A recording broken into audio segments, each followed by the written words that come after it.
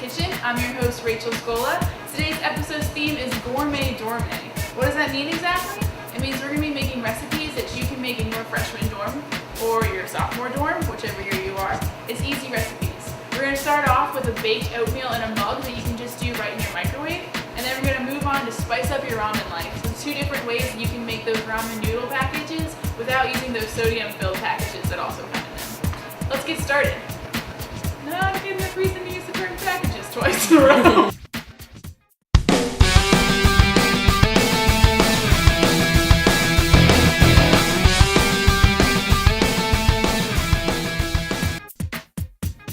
Let's start with the baked oatmeal in a mug. You're going to pour half a cup of quick cooking oats into your mug of choice. This mug was a gift from my grandmother. Then you're going to add half a cup of milk into the mug. I used 1%. Look at that milk go. Next, crack 1 egg into your oats and milk mug. Don't get shells in there. This ain't amateur hour. Stir up these 3 ingredients and make sure you break the egg yolk. Don't worry, it's going to look a little weird.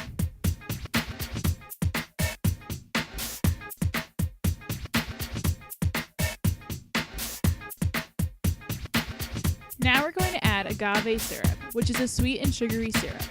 You can also use honey, whichever you find, but agave ended up being cheaper at Publix. Look, it's brand new, so we know it's fresh. But wait, there's more. We need measuring spoons and our cinnamon because it's delicious to measure correctly. We'll add 2 tablespoons of agave syrup and about 1 teaspoon of cinnamon. Look at those pouring skills. Middle school econ class coming in clutch.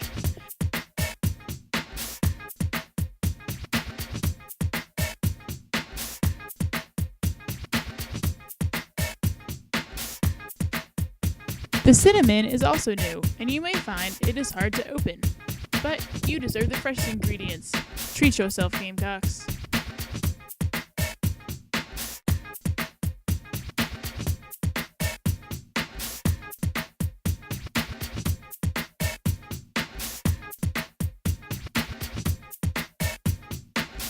Sprinkle in that cinnamon and then stir away.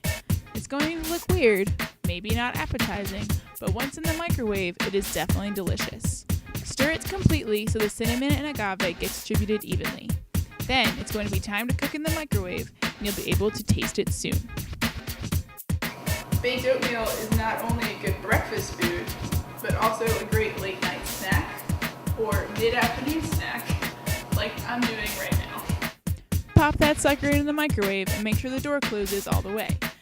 Set your cooking time for 2 minutes and 30 seconds. It's going to expand in the microwave the same way a marshmallow would. A sweet, cinnamony, oatmeal-y marshmallow. Feel free to sit back during these 2.5 minutes and watch that science happen. Now the mug will be hot when you take it out. Safety first. Mix it all up and watch that sweet steam escape from the mug like a free facial. It's okay to beam with pride after successfully baking oatmeal in a mug, but don't burn your mouth. That oatmeal is as hot as you. It tastes like independence and being away from mom and dad for the first time. And also cinnamon. Little known fact, this mug is the same mug that they use on HBO's True Detective. Well, not the same mug, I didn't steal it from the set, but I see you, Matthew McConaughey. We have so much in common.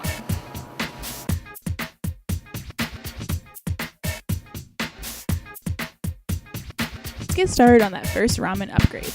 Use a microwavable bowl to cook your ramen. Breaking it up in half will make it easier to fit and then eat later. Next, fill your ramen cup with enough water to cover the majority of the noodles. As the water boils, the noodles will get covered more and cook. Pop that sucker into the microwave for a nice 3 minutes. Be careful as the water might boil over. This just happens. Life is messy. It will be as hot as the city of Columbia when it's done, so be careful taking it out. Drain the pasta in a colander, being sure to save 1 cup of water. Now let's make that peanut sauce. All you need is half a cup of chunky peanut butter, or smooth if you're that kind of person, and 2 tablespoons soy sauce. Take extra soy sauce packets by the sushi bar if you don't want to buy the entire bottle. Mix the 2 together, adding in the reserve water to thin it out if you need. It's going to smell delicious and make the entire floor jealous of you. Add in your noodles. It's okay to use your hands. Mix it all up into your bowl and get it all coated. Then it's going to be time to taste test.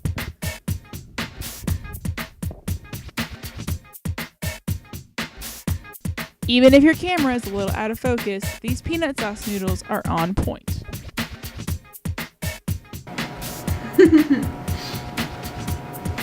That tastes good. It's really peanut buttery, but it tastes good.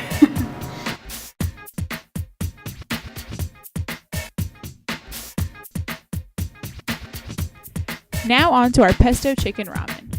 Pour your ramen into the bowl you're using, separating it a bit so the pesto can reach all of the noodles. Put a handful of cooked chicken on top of the pasta, however much you want. Add another piece or another. For all my vegetarian friends out there, you could use mushrooms instead of chicken, but then you should also ask yourself, why are you a vegetarian?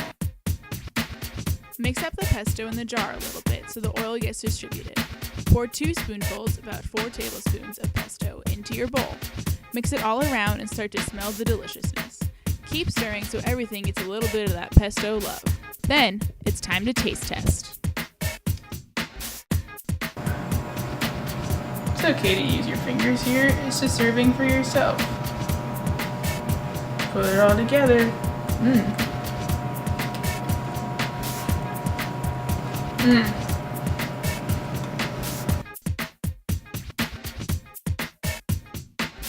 It's like that one hit that Clowney had in the Michigan game was awesome, but like, you should try pesto on ramen. As we all know, ramen is a staple in a college student's life, but hopefully with these ingredients you can spice up a little bit and not have a boring ramen lifestyle, and it can be unique just like you are. We use pesto and we use some peanut sauce. You could also just use a marinara sauce, add some cheese in there, throw some sriracha in it if you like some spice. But I'm just going to enjoy this pesto for now, and I'll see you next time on the next episode of Gamecocks in the Kitchen.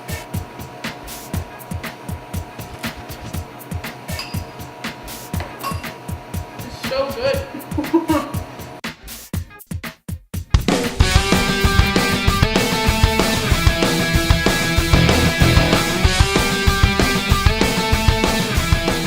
Want a spoon?